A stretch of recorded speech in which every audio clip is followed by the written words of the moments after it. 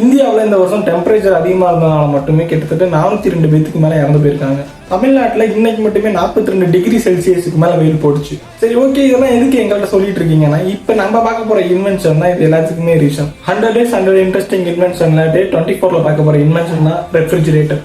Germany engineer curl வான் லிண்டே தான் 1876ல் first ரெஃப்ரிஜிரேட்டரை develop பண்ணாரு. இப்போ அந்த ஃப்ரிட்ஜ் எப்படி ஒர்க் ஆகுதுன்னு பார்ப்போம்.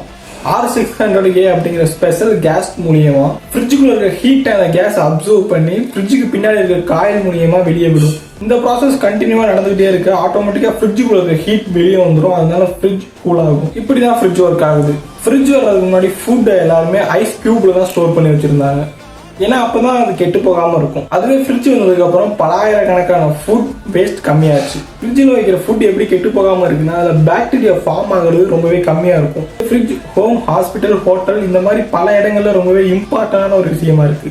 என்னதான் அது இவ்வளவு யூஸ்ஃபுல்லா இருந்தாலும் இதுக்கு பின்னாடி ஒரு டேஞ்சரஸான ஃபேக்ட் இருக்கு. நீங்க ஒவ்வொரு தடவை ஃப்ரிட்ஜ் ஏசின்னு யூஸ் பண்ணும்போது குளோரோஃப்ளோரோ கார்பன் அதுல இருந்து ரிலீஸ் ஆகும். இந்த CFC என்ன பண்ணுவோம்னு கேட்டீங்கன்னா ஓசோன் லேயரை அடிச்சுக்கிட்டு இருக்கு.